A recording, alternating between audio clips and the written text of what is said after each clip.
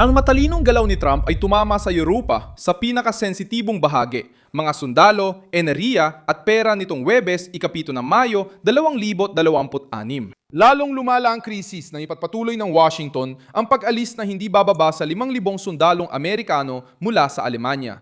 Italia at Espanya ay naging target dahil tumanggi silang suportahan ng buo ang mga operasyong kaugnay sa Iran at sa kipot ng Hormuz. Hindi dumating ang pressure sa walang saysay na talumpate, kundi sa pag-alis ng tropa, pagbabanta sa base, pangangatal ng ekonomiya at pagmamadali ng mga pamahalaang Europeo na lutasin ang krisis.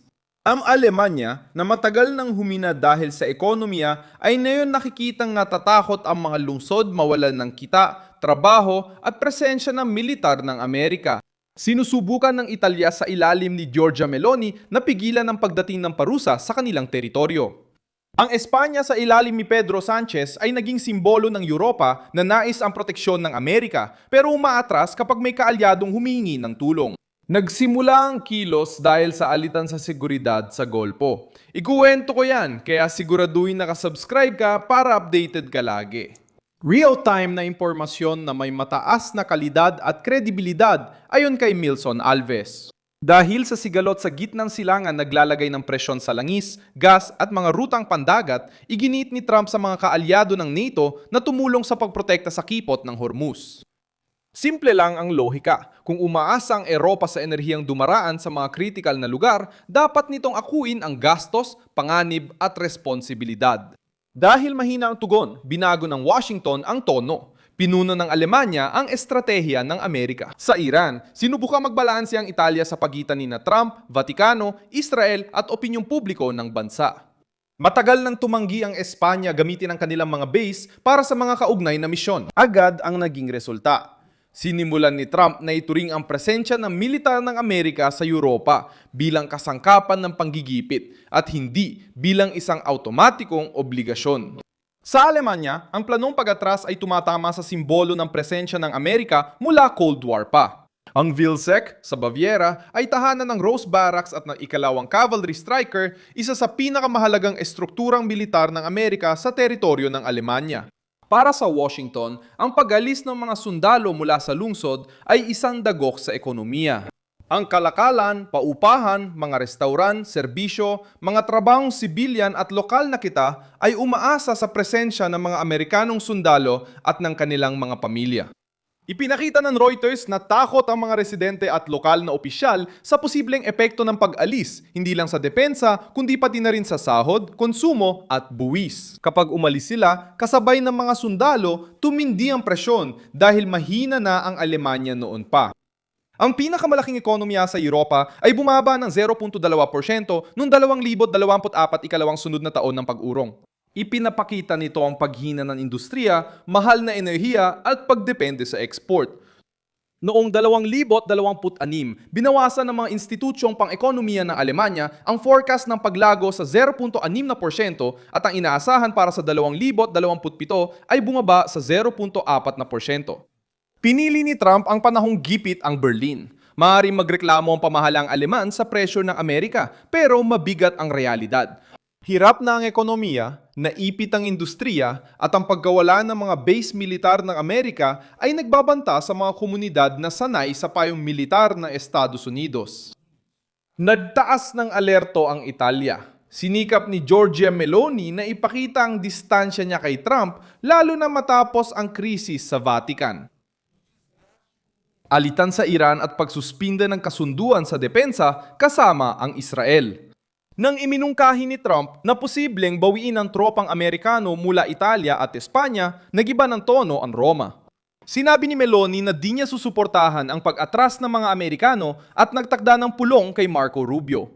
Sa pagbisita ng kalihim ng Estado sa Roma, malinaw ang mensahe, alam ng punong ministro ng Italia na ang pagsalungat kay Trump ay maaaring magdala ng papuri sa loob ng bansa. Pero sandali lang yon. Ngunit ang pagkawala ng proteksyon at presensya ng militar na Estados Unidos ay may mas mabigat na kapalit. Lalong humirap ang kalagayang pampulitika ni Meloni matapos matalo sa referendo sa reforma sa hudikatura noong Marso 2026. Tinanggihan ng mga botanteng Italyano ang panukalang sinuportahan ng gobyerno na itinuturing na matinding dagok sa politika. Para kay punong ministro Meloni, layo ng reforma na baguhin ang ilang bahagi ng hudikatura. Ngunit ang pagtutol dito ay nagpalakas sa oposisyon. Ipinakita nitong hindi na itinuturing na untouchable na leader si Meloni sa Europa. Ngayon, habang nababantang baguhin ni Trump ang presensya ng militar na Amerika, humaharap siya sa presyon sa dalawang panig. Sa loob ng Italia, kung saan kailangan niyang ipakita ang kanyang pagiging independyente, at sa labas nito, kung saan kailangan niyang kumbinsihin ng Washington na ang Roma ay isa pa ring maasahang kaalyado. Naging target ang Espanya dahil tumanggi ito noon sa paggamit ng mga base para sa operasyong may kinalaman sa Iran. Noong Marso, nagbanta si Trump na itigil ang kalakalan sa Madrid matapos tanggihan ng Espanya ang pag-access ng militar ng Amerika.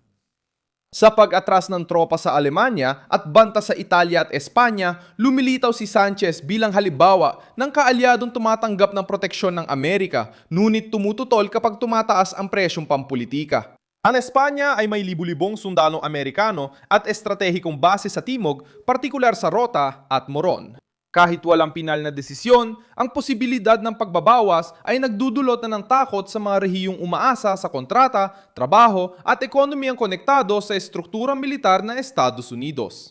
Tumutulong ang mga numero maintindihan kung bakit nakakatakot ang hakbang na ito. Ayon sa datos na binanggit ng Reuters, noong Disyembre 2025 may humigit kumulang 68,000 sundalo ang Estados Unidos na nakadeploy sa mga permanenteng base. Sa Europa, ang Alemanya ay may 36,436 na sundalo, ang Italia ay may 12,662 at ang Espanya ay may 3,814. Nararamdaman na ng NATO ang pagbabagong ito noong 2025 nang tanggapin ng mga kaalyado na itaas ang kanilang pangakong pamumuhunan sa depensa sa 5% ng GDP hanggang 2035.